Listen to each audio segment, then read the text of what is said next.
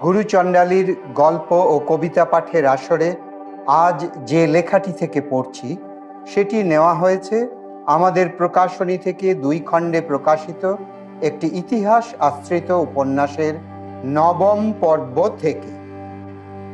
উপন্যাসটির নাম সীমানা। লেখক শেখরনাথ মুখোপাধ্যায়। লেখকের কথায় এই উপন্যাসের সময়কাল 20 শতকের 20 ও 30-এর দশক। রাজনীতি, সমাজ, শিল্প এবং সাহিত্যের নানা আন্দোলনের কারণে গত 100 বছরের ভারতের ইতিহাসে এই সময়কাল বিশিষ্ট। উপন্যাসটির নায়ক এই সময়কালই, যদিও রচনার কেন্দ্রবিন্দুতে আছেন কাজী নজরুল ইসলাম।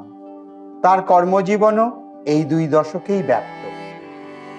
25শে বৈশাখ পার হয়ে 11ই জ্যৈষ্ঠর এই বিশেষ সময়কালে আমাদের শ্রদ্ধার্ঘ্য আজকের পর্বটির নাম দেশের কাজ। এই পর্বে ধরা হয়েছে সেই সময়ের 2 অন্যতম প্রধান ব্যক্তিত্ব নজরুল ও রবীন্দ্রনাথের দেখা হওয়ার গল্প। পাঠ করছি অমিতাভ।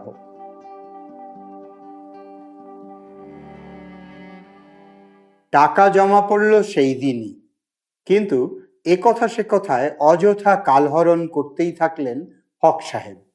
এমনকি পুজোর ছুটিও দিয়ে দিলেন নবযুগের অফিসে।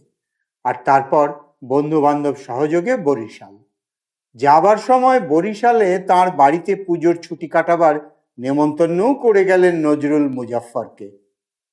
আর এই ছুটির মধ্যেই একদিন ডক্টর শহীদুল্লাহর আগ্রহে শান্তিনিকেতনে রবীন্দ্রনাথের সঙ্গে দেখা করতে গেল নজরুল।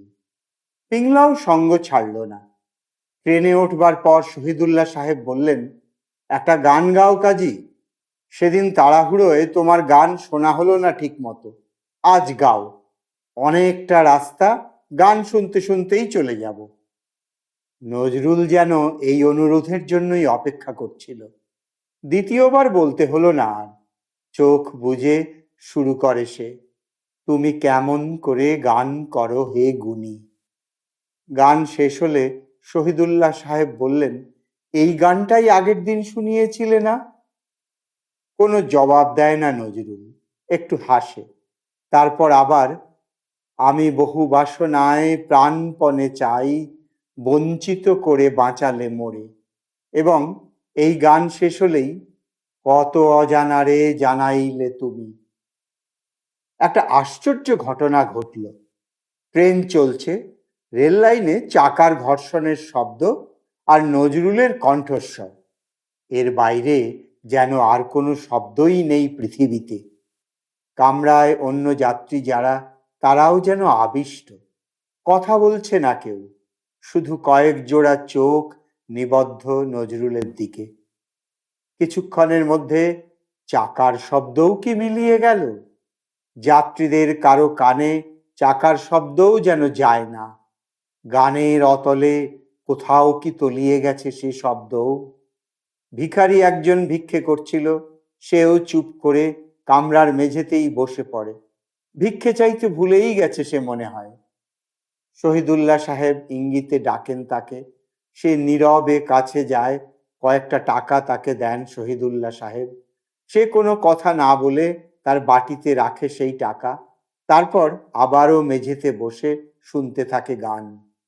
ট্রেন চলতে থাকে, যাত্রীরা ওঠানামা করে। নামে যারা, তারা শব্দ করে না। ওঠে যারা, কয়েক মুহূর্তেই গানে মগ্ন হয় তারাও। ট্রেন যখন থামল বর্ধমানে, স্টেশনের উচ্চকিত শব্দরাশি থামায় নজরুলকে। চোখ প্রায় বুজেই ছিল সে এতক্ষণ। এবার চোখ খুলে হাসে। নিঃশব্দ হাসি যেন প্রত্যুত্তর শহীদুল্লাহ সাহেবের। তারপর কেলনারের প্রতিনিধিকে ডেকে চায়ের অর্ডার দেন তিনি। তোমার কি পুরো গীতাঞ্জলি মুখস্থ? বিস্মিত শহীদুল্লাহ প্রশ্ন করেন। বলেন, সঙ্গে আমার গীতাঞ্জলি নেই এখন ঠিকই, কিন্তু শুনে তো মনে হচ্ছে তুমি পরপরই গেয়ে চলেছ, গীতাঞ্জলির ক্রম অনুযায়ী। ঠিক ঠিক গীতাঞ্জলির ক্রম হচ্ছে কিনা জানি না, নজরুল বলে, আমার যেমন যেমন মনে পড়ছে সেইভাবেই গাইছি। বর্ধমান ছাড়াবার পর নজরুল গান ধরেছে আবার। এমন সময় কামরায় উঠল ৩-৪ জন বাউলের একটা দল। শান্তিনিকেতনের পথে রেলের কামরায় এই বাউলরা প্রায়ই ওঠে, আর উঠেই গান গায়। সঙ্গে থাকে তাদের একতারা, আর কোনো কোনো সময় পায়ে ঘুঙুরও। বাউল ভিক্ষে করাই এদের পেশা, যাত্রী সাধারণেরও সেটা জানা। ফলে ঠিক ঠিক চাইতেও হয় না ভিক্ষে। গান শেষ হলে অনেক যাত্রী নিজেরাই ডেকে সাধ্যমতো যা পারে দেয়। আজ এই বাউলরা উঠে নজরুলের গান শুনে স্তম্ভিত হয়ে দাঁড়িয়ে যায়। একটু পর তাদের মধ্যে একজন গানের সঙ্গে একতারায় মৃদু আওয়াজ তোলে, ঘুঙুরের শব্দে তালও রাখে কেউ। নজরুল চোখ মেলে হাসে, তারপর চোখ বুজে গাইতে থাকে আবারও। বোলপুর স্টেশনে সুধাকান্ত বাবু আর তাঁর এক বন্ধু দাঁড়িয়েছিলেন। ওদের দেখে এগিয়ে এলেন। কবি পাঠিয়েছেন ওদের অতিথিদের নিয়ে যাবার জন্য। কোণার্ক বাড়িতে ওদের হাত মুখ ধোয়া আর জলখাবারের ব্যবস্থা ছিল। সেখানেই সোজা নিয়ে গেলেন সুধাকান্ত। তারপর পিয়ারসন আর অ্যান্ড্রুজ সাহেব থাকেন যে বাড়িতে, তার দোতলায়। কলা ভবনের ক্লাস হয় সেখানে। আজ সেখানেই নজরুল, শহীদুল্লাহ, রবীন্দ্রনাথের বৈঠক হবার কথা। অধ্যক্ষ অসিত কুমার হালদার কয়েকজন ছাত্রকে নিয়ে ব্যবস্থাপনায় ব্যস্ত। অসিত বাবুর সঙ্গে আলাপ করিয়ে শহীদুল্লাহ সাহেবকে বসিয়ে দেন সুধাকান্ত। নজরুল আর পিংলা ঘুরে ঘুরে দেয়ালে টাঙানো শিল্পকর্মগুলো দেখতে থাকে। নজরুলের আগমন বার্তা যারা পেয়ে গেছে এর মধ্যে একে একে আসতে থাকে তারা। কেউ বসে, দাঁড়িয়ে থাকে কেউ। কবি ঢোকেন যখন, তড়িতাবিষ্টের মতো দাঁড়িয়ে থাকে নজরুল কয়েক মুহূর্ত। তারপরেই দৌড়িয়ে এসে তার পায়ে মাথা রাখে। পায়ে মাথা রাখা অবস্থায় সময় কেটে যায় অনেকটা। কবিকে দেখে বোঝা যায় তিনি বিব্রত বোধ করছেন। তারপর সহসা নিচু হয়ে নজরুলের মাথায় হাত রেখে বলেন, ওরে পাগল, আমার পা যে ভিজে গেল। হাঁটু ভাঙা অবস্থাতেই নজরুল মাথা তোলে। সেই অবস্থাতেই কবির মুখের দিকে তাকায়, তার চোখ ভরা জল। বলে, আমি কাকে দেখছি? আল্লাহ, যিশু, ভগবান, কাকে? কবি হেসে বলেন, উন্মাদ তুই, রবি ঠাকুরকেই দেখছিস। আমি ওরকম সেজে থাকি। সবাই বসবার পর প্রথম কথা বললেন শহীদুল্লাহ সাহেব। আজ আসবার সময় ট্রেনের সারা রাস্তাটাই নজরুল আপনার গীতাঞ্জলির গান গাইতে গাইতে এসেছে, একটার পর একটা গান। বলেন কি? বিস্মিত রবীন্দ্রনাথ। পুরো রাস্তাটাই? গীতাঞ্জলির কটা গান মুখস্থ তোর? নজরুলকে আবার জিজ্ঞাসা করেন কবি। নজরুল হাসে। জবাব দেন শহীদুল্লাহ, সবটাই, গোটা গীতাঞ্জলি। সে কি রে, এ ক্ষমতা তো আমারও নেই। আশ্চর্য স্মৃতিশক্তি তো। স্বগতোক্তির মতো শোনায় রবীন্দ্রনাথের গলা। তারপর সরাসরি নজরুলের দিকে তাকিয়ে বলেন, আমাকে কোন গান শোনাবি আজ? আজ আর গান নয়, বলে নজরুল, আপনাকে একটা কবিতার আবৃত্তি শোনাই। অনুমতির অপেক্ষা করে না সে, তার বাবরি ভরা মাথাটা ঝাঁকিয়ে শুরু করে সে। একই রণ বাজা বাজে ঘন ঘন, ঝন রণ রণ রণ ঝন ঝন, সে কি ধমকি ধমকি ধমকি ধমকি, দামা ধ্রিমি ধ্রিমি গমকি গমকি, ওঠে ছোটে ছোটে ছোটে লোটে ফোটে, বন্নি ফিনিকি চমকি চমকি, ঢাল তলোয়ারে খন খন, একই রণ বাজা বাজে ঘন ঘন, ঝন রণ রণ রণ ঝন ঝন। পরের স্তবকের হই হই রব, ওই ভৈরব আবৃত্তি করতে করতে উত্তেজনায় উঠে দাঁড়ায় নজরুল। স্তবকের পর স্তবক, তার উত্তেজনা যেন ছড়িয়ে পড়ে সমবেত শ্রোতাদের মধ্যে। শেষ স্তবকে যখন পৌঁছয় নজরুল, মনে হয় সে আত্মবিস্মৃত। হিমালয় জাগো, ওঠো আজি, তব সীমালয় হোক, ভুলে যাও শোক, চোখে জল বক, শান্তির আজি শান্তি নিলয়ে আলয় হোক। ঘরে ঘরে আজ দীপ জ্বলুক, মার আবাহন গীত চলুক, দীপ জ্বলুক, গীত চলুক। আজ কাঁপুক মানব কল কল্লোলে, কিশলয় সমনিখিল বোম। স্বাগতম স্বাগতম মাতরম মাতরম। ওই ওই ওই বিশ্বকণ্ঠে বন্দনা বাণী লুণ্ঠে, বন্দে মাতরম। রবীন্দ্রনাথ নিজে নজরুলের হাত ধরে বসান, তারপর বলেন, কবিতা লেখা আর গান গাওয়া ছাড়া আর কি করিস আজকাল? আপনি জানেন না আমি দৈনিক নবযুগ পত্রিকার সম্পাদক। ওহ, কাগজের সম্পাদক? তাহলে তো তুই ব্যস্ত মানুষ। কদিন থাকতে পারবি আমাদের এখানে? নজরুল জবাব দেবার আগেই শহীদুল্লাহ সাহেব বলেন, এবারটা থাকা যাবে না মনে হয়। আপনি আছেন খবর পেয়ে খানিকটা তাড়াহুড়ো করেই এসেছি। আমার একটা কাজ আছে, কাল সকালেই চলে যেতে হবে। তবে নজরুল হয়তো থেকে যেতেও পারে, আর সেক্ষেত্রে নজরুলের এই বন্ধু পিংলাও। পিংলাকে দেখিয়ে দেন তিনি। পিংলার দিকে তাকিয়ে হাসেন কবি।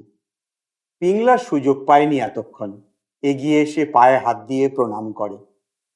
কবি জিজ্ঞেস করেন নজরুলকে, কি করবি তোরা দুজন? থেকে যাবি তো? আমিও চলেই যাব গুরুদেব, বলে নজরুল। আমাদের কাগজ এখন বন্ধ, পুজোর ছুটি। হঠাৎ কবে খুলবে আমার জানা নেই। কাল পরশু যদি খুলে যায়। মাথা নাড়ান কবি। তাহলে তো তোদেরও যেতেই হবে। আমি তোর জন্য কাজ ভেবে রেখেছিলুম। কি কাজ গুরুদেব? ভাবছিলুম আপাতত তুই দিনুর সঙ্গে গান গাইবি, আর আমাদের এই ব্রহ্ম বিদ্যালয়ের বাচ্চাদের ড্রিল করাবি, ব্যায়াম করাবি। তুই তো পল্টন থেকে ফিরেছিস। নজরুল বলে, শুধু ড্রিলে আমার মন ভরবে না গুরুদেব। কিছুদিন আগে হাওড়ায় গিয়ে বাঘা যতীনের এক সহযোগীর সঙ্গে পরিচয় হলো। অনেক গল্প শুনলুম বাঘা যতীনের। মনে পড়ে গেল আসানসোলের স্কুলে আমাদের মাস্টার মশাই নিবারণচন্দ্র ঘটকের কথা। তিনি বাঘা যতীনের শিষ্য ছিলেন, আমাকে বিপ্লবের দীক্ষা দেবেন বলেছিলেন। কিন্তু পুলিশ একদিন হঠাৎ ধরে নিয়ে গেল তাকে। আমার দীক্ষা নেওয়া হলো না, যুদ্ধে চলে গেলুম। গত কয়েকদিন ধরে স্যারকে স্বপ্ন দেখছি। একবার স্যারের সঙ্গে দেখা না হলে শান্তি পাচ্ছি না। এখন অন্য কোনো দায়িত্ব নিতে পারবো না গুরুদেব। কবি আর এ বিষয়ে কোনো কথা বললেন না। শহীদুল্লাহ সাহেবের সঙ্গে অনেক বিষয়ে কথাবার্তা হলো। শেষে শহীদুল্লাহ বললেন, গুরুদেব, আমার কিন্তু আপনার কণ্ঠে একটা গান শোনবার ইচ্ছে ছিল। গান নয়, হেসে বলেন কবি, তবে গানই। কিছুদিন আগে লেখা এটা, আজকাল আর সুর মনে রাখতে পারি না। আবৃত্তি করে শোনাই তোমাদের। মাধবী হঠাৎ কোথা হতে এলো ফাগুন দিনের স্রোতে, এসে হেসেই বলে, যাই যাই যাই। পাতারা ঘিরে দলে দলে তার কানে কানে বলে, না না না, নাচে তাই তাই তাই। আকাশের তারা বলে তারে, তুমি এসো গগন পারে, তোমায় চাই চাই চাই। পাতারা ঘিরে দলে দলে তার কানে কানে বলে, না না না, নাচে তাই তাই তাই। বাতাস দক্ষিণ হতে আসে, ফেরে তারই পাশে পাশে, বলে, আয় আয় আয়। বলে, নীল অতলের কূলে সুদূর অস্তাচলের মূলে বেলা যায় যায় যায়। বলে, পূর্ণ শশীর রাতি ক্রমে হবে মলিন ভাতি, সময় নাই নাই নাই। পাতারা ঘিরে দলে দলে তার কানে কানে বলে, না না না, নাচে তাই তাই তাই। উঠে দাঁড়াবার আগে কবি বললেন, আজ রাতে আপনারা আমার সঙ্গে খাবেন, সুধাকান্ত দেখিয়ে দেবে আপনাদের। তারপর সমবেত মানুষদের মধ্যে নীরবে বসে থাকা একজনের দিকে তাকিয়ে বললেন, অতুলবাবু, আপনাকেও নিমন্ত্রণ করলুম, আপনিও রাতে খাবেন আমাদের সঙ্গে। আর কালীমোহন, তুমিও। এবার বেরিয়ে যাবেন কবি। বেরোবার আগে কি মনে করে দাঁড়ালেন একবার। এবার অতুল বাবুর দিকে আরেকবার ফিরে, আসবেন, ভুলবেন না কিন্তু, বলে হাসলেন। তারপর নজরুলের সঙ্গে আবার চোখাচোখি করেন কবি। হাওড়ার আরেকজন মানুষ, বলে আবার হেসে বেরিয়ে যান। রাতে খাবার সময় নজরুলকে বলেন কবি, তুই যে তোর মাস্টার মশাইকে স্বপ্ন দেখে মন খারাপ করছিস, কি তুই চাস? মাস্টার মশাইয়ের সঙ্গে দেখা হলে কি চাইবি? সত্যি কথা বলবো গুরুদেব, খবরের কাগজে আর মন লাগছে না আমার। আমি সত্যি সত্যি দেশের কাজে লাগতে চাই। দেশের কাজ?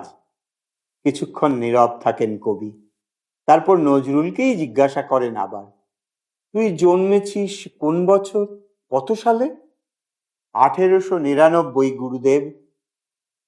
তোর যখন 6 বছর বয়স, মানে 1905-এ লর্ড কার্জন বঙ্গভঙ্গের আদেশ জারি করলেন। মানতে পারলুম না আমরা। সে সময় মনুমেন্টের নিচে দাঁড়িয়ে বক্তৃতা করেছি। স্বদেশী গান লিখে রাস্তায় নেমে সেসব গান গাইতে গাইতে হিন্দু মুসলমান সবাইয়ের হাতে রাখি বেঁধেছি। শুরু হয়েছে স্বদেশী আন্দোলন। সে কি মিছিল মিটিংয়ের ঘটা! প্রভিন্সিয়াল কনফারেন্স, এখানে ওখানে বক্তৃতা, লেখালেখি, প্রায় জনজাগরণ। এই চলল কয়েক বছর। শেষে মনে হলো স্বরাজ আসবে বন্ধন মুক্তি থেকে। আমাদের দেশের মানুষের আসল বন্ধন তো নিজেদের কাছে। বন্ধন শিক্ষাহীনতার কাছে, বন্ধন কুশিক্ষার কাছে, বন্ধন দারিদ্র্যের কাছে, বন্ধন অন্ধবিশ্বাসের কাছে। এসব বদলাতেই হবে। এই বদলই মুক্তি। এই মুক্তি আমাদের দেশের প্রতিটি মানুষের অধিকার। এই অধিকার বোধ না জাগলে স্বরাজ আসবে কোথা থেকে?